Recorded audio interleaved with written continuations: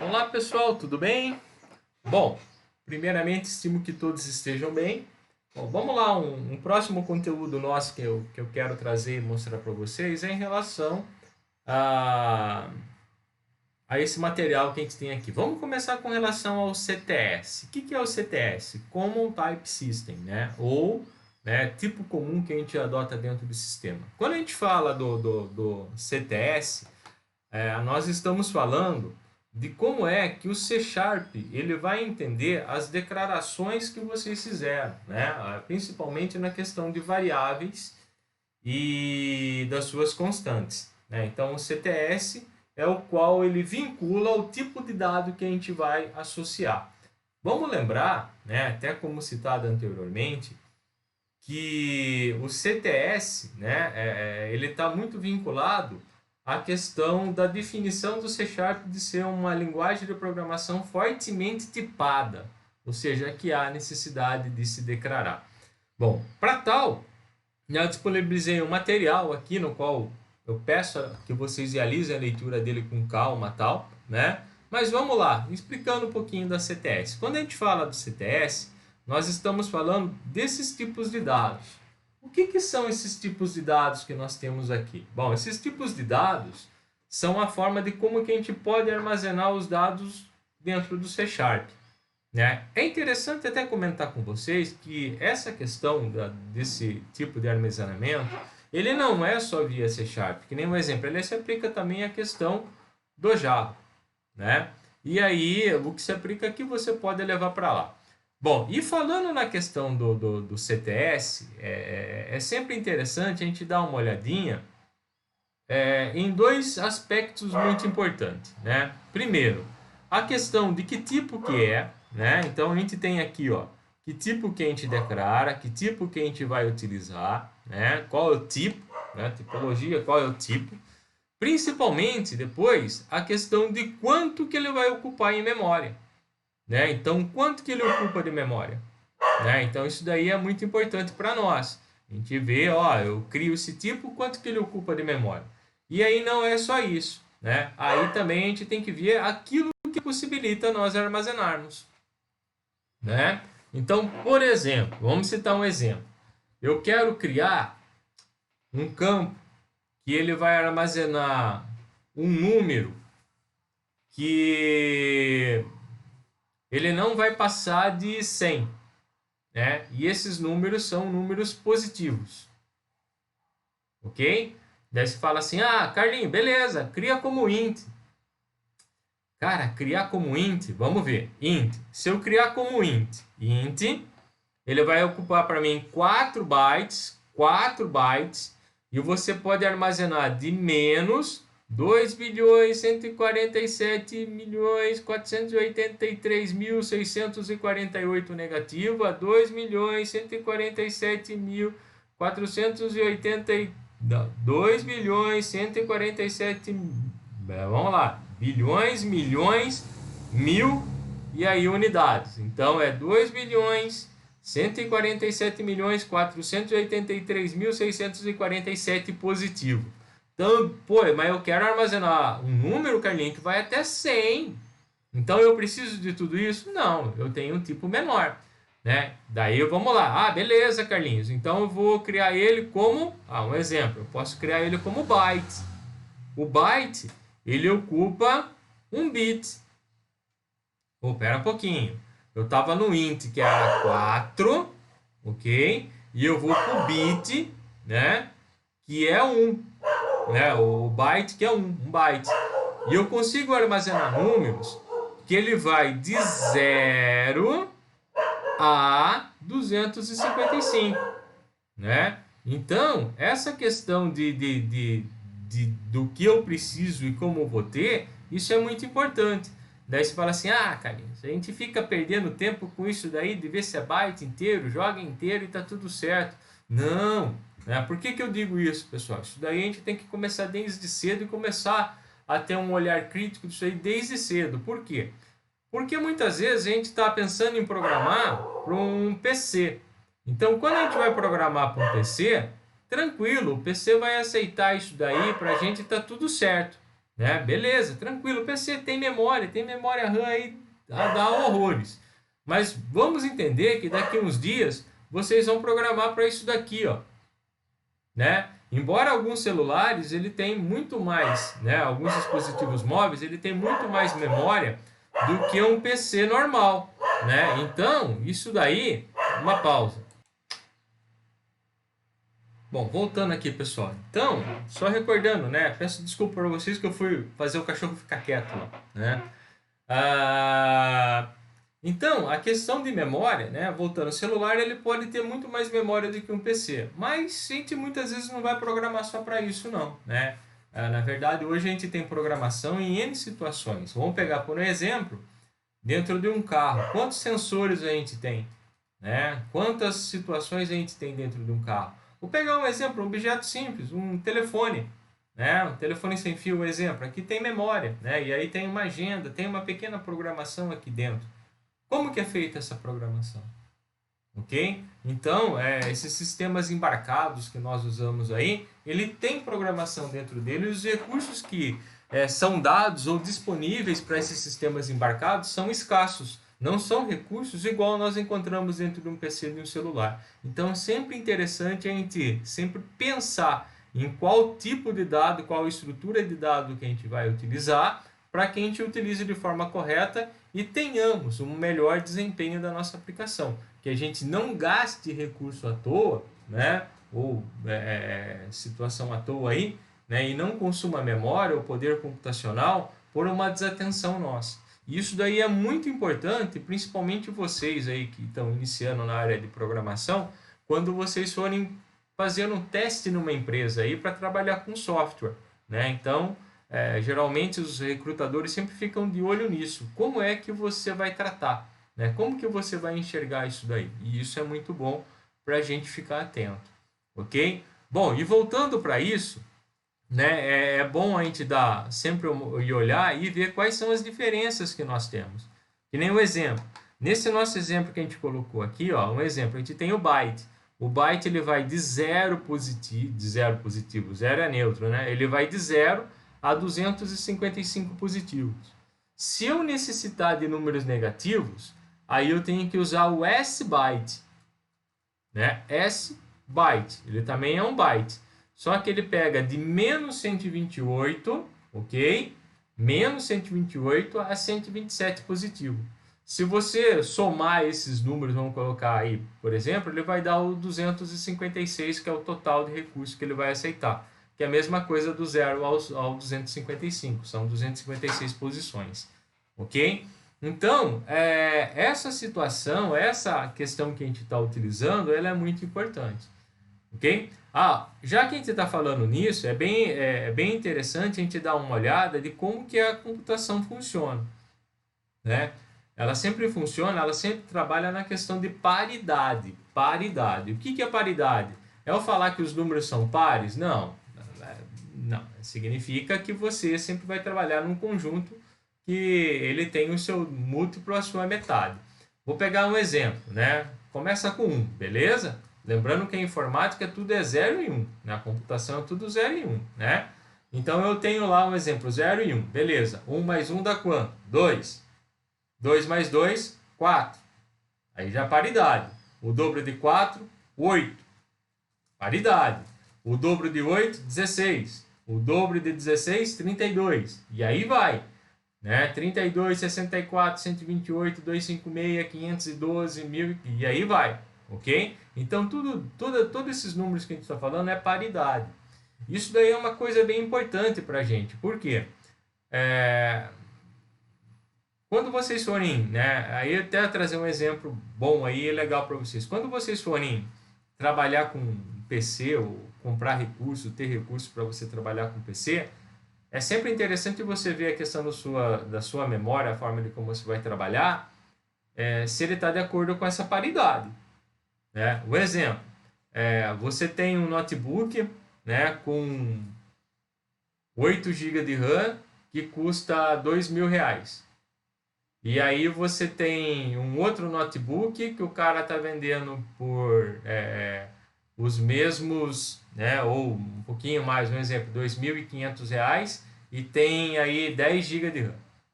Daí você fala assim, eu vou comprar o de 10 GB de RAM, porque ele tem mais RAM, não sei o que. Cara,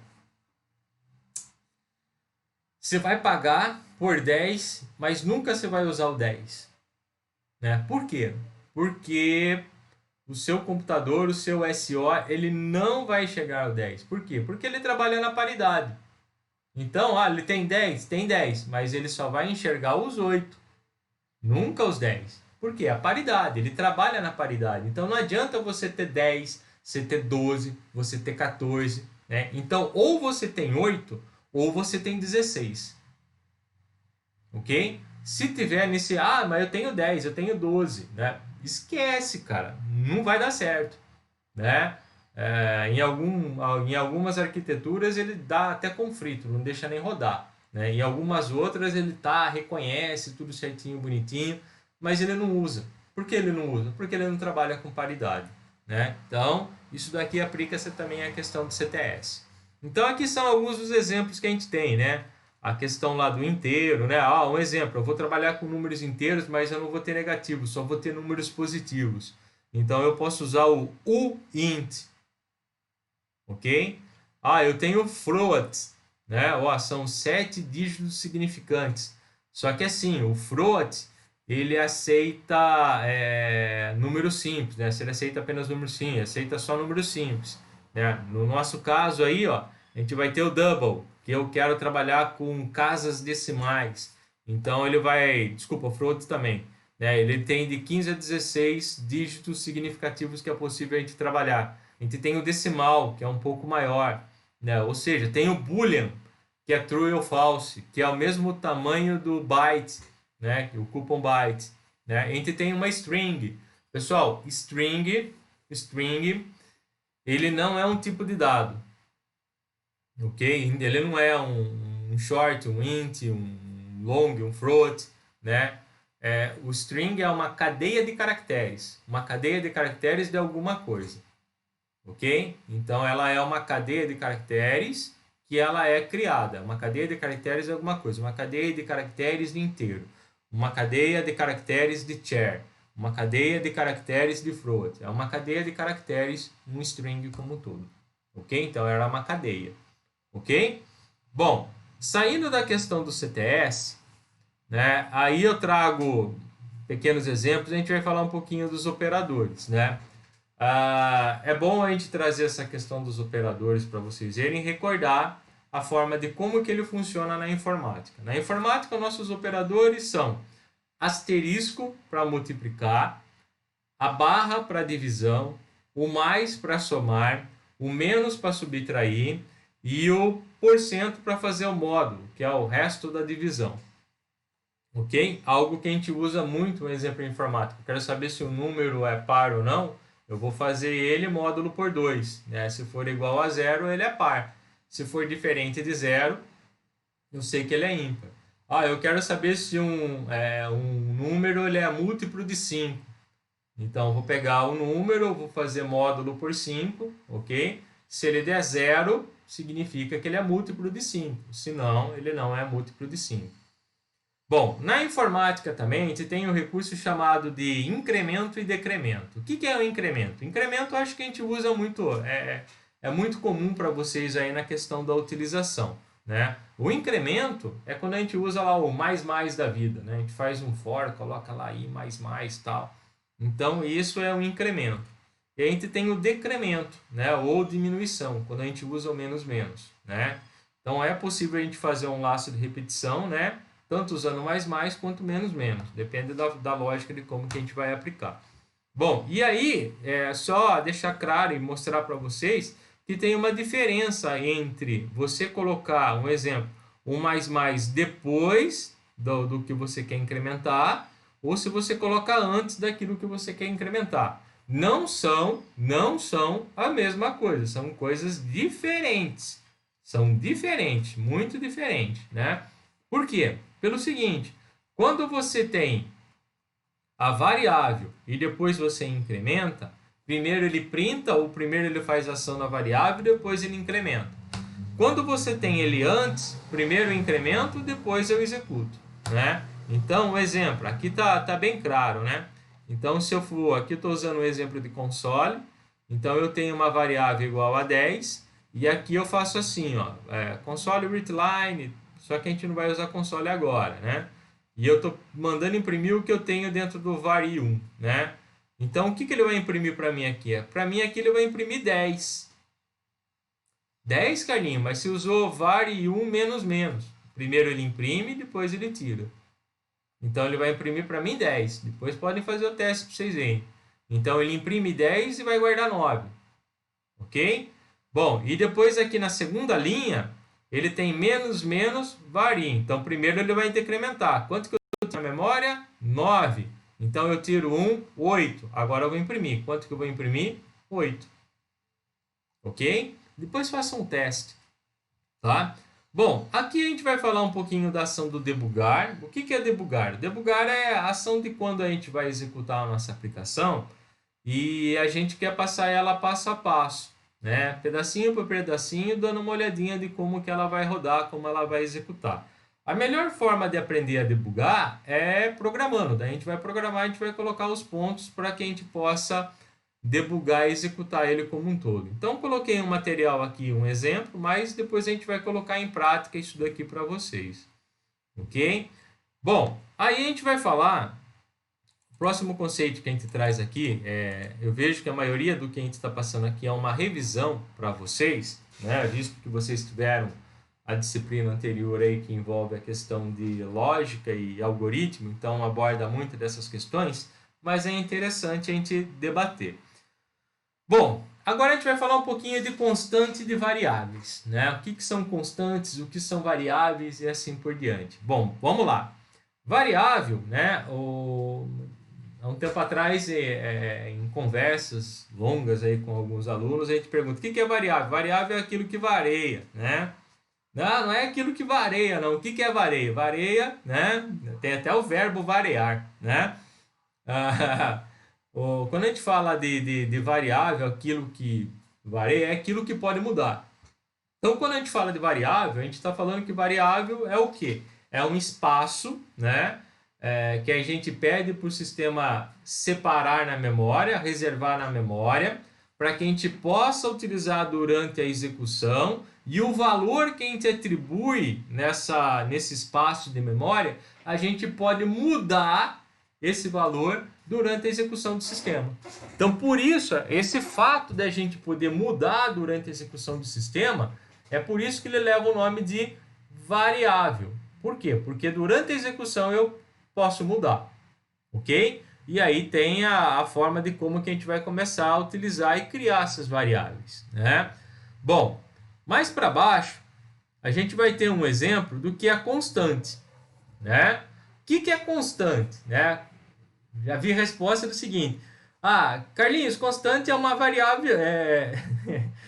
Constante é uma variável que não muda o valor. Espera um pouquinho. Variável que não muda o valor. Estou falando que variável muda o valor, porque ele é variável. E aí eu vou falar que é uma variável que não muda o valor. Não. Então vamos lá, vamos melhorar, né? Constante não é uma variável que não muda o valor. Constante, né, é a declaração que a gente faz para reserva de memória, né, para que o sistema reserve memória. E nessa reserva de memória, o valor o qual a gente vai colocar para ele não muda durante a sua execução. Uma vez atribuído, ele fica do início ao final da execução, né? Então, por isso que ele fala constante, né? Então, é o espaço de memória que a gente reserva, que ele não vai mudar o valor atribuído a ele durante a execução do sistema. Por isso que é constante. Então, não é uma variável que não muda o valor, ok?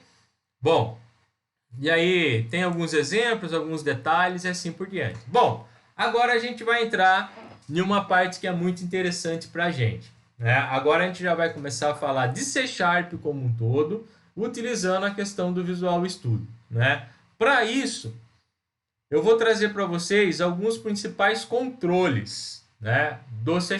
O que são os controles? São as suas propriedades. Quais são as propriedades que se tem, né, dentro do C# como um todo? Então, uma da principal propriedade que a gente tem se chama name. O que é name? Name é nome. Então, tudo que a gente vai utilizar, ou melhor, todo componente que a gente vai utilizar dentro do Visual Studio, ele vai ter uma propriedade chamada nome, ok? E esse nome é muito importante para a gente, né? Por quê? Porque é esse nome que vai ser possível a gente identificar quando a gente for programar, quando a gente for digitar o nosso código. Então, por isso que se faz necessário a gente estar atento, né, muito atento em relação ao nome que a gente vai atribuir os componentes que a gente vai utilizar, ok? O C Sharp, quando você vai utilizando ele vai trazendo, vai dando os nomes para vocês, nomes sequenciais, nomes sequenciais. Um exemplo, eu trago um text box, que é o nome de um componente, né? Aí ele vai trazer o nome para mim assim, ó, text box 1, que é o primeiro text box que ele trouxe. Aí você vai puxar um novo text box, ele vai fazer assim, text box 2, text box 3. Daí, se você tiver um formulário enorme e tem vários text box, daí você não vai conseguir identificar que text box que eu tenho que pegar o valor ou que eu tenho que atribuir algum valor. Por quê? Porque eles estão com o nome de text box 1, text box 2, text box 3. Então é interessante a gente renomear e associar o nome daquilo que a gente vai utilizar, né, com aquilo que ele dá a finalidade para a gente. Né? Que nem um exemplo, criei um text box para receber meu nome. Então vou chamar de... Ó, o Bob querendo participar da aula, hein? Aí eu vou chamar ele de text box, ou a abreviação dele, né, de txt nome. Né? Pessoal, desculpa aí, 2 segundos. Mais uma vez. Bom, voltando, Bob se acalmou, né? Aí, só voltando então à questão do text box, daí eu vou colocar um nome de acordo com aquilo que faz sentido para mim, aquele componente no que a gente vai utilizar. Aqui eu trago algum exemplo de alguns controles, alguns componentes, para que serve e como que a gente usa para renomear. Bom, essa questão de como que a gente usa para renomear não é vamos falar assim, um padrão, uma regra tal. Mas é uma situação no qual os programadores realmente utilizam e fica muito mais fácil para a gente identificar.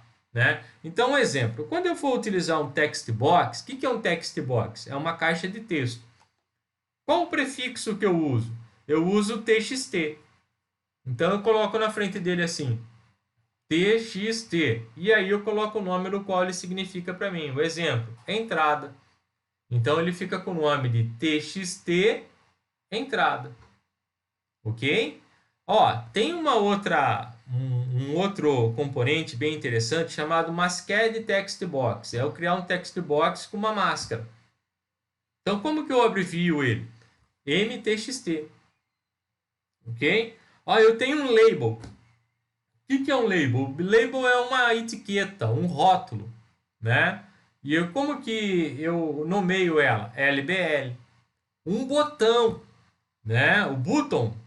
Eu chamo ele de BTN, né? E aí tem os demais componentes que ao longo do curso a gente vai começar a utilizar. Checkbox, combo box, radio button, list box, né? Eu vou passar uma atividade para vocês e nessa atividade tem vários disso daqui que vocês já vão começar a utilizar, ok? Bom, e aí a gente vem com outras propriedades que são importantes e que a gente vai começar a utilizar. Eu estou disponibilizando aqui, né, para efeito de leitura, né? Mas vocês vão utilizar ele no decorrer do nosso curso, ok? Então, a gente vai usar muito disso daqui. Então, propriedades que nem exemplo, enable, para a gente habilitar, né? Se a gente vai habilitar alguma coisa ou não, então a gente usa o enable, efeito, tá certo. Né? Então, a gente vai usar a opção do enable. Quero habilitar alguma coisa, eu quero desabilitar. Se eu quero habilitar, é true. Se eu quero desabilitar, ele é false. Né? Então, a gente vai começar a usar isso daí. A gente tem o visible, tem a questão da altura, largura, esquerda e top, tem fore color, né, que é a cor de fundo, tem o back color, né, o cursor, que dá para a gente mudar, tem o foco. Então, ou seja, são várias situações que ao decorrer do curso a gente vai começar a utilizar. Bom, esse é um primeiro bate-papo nosso, né, passando algumas pequenas orientações para vocês. Agora, no próximo vídeo que eu vou disponibilizar, eu vou passar para vocês uma questão que envolve a utilização do Visual Studio como um todo. Ok? E exemplo dele utilizando. Abraços!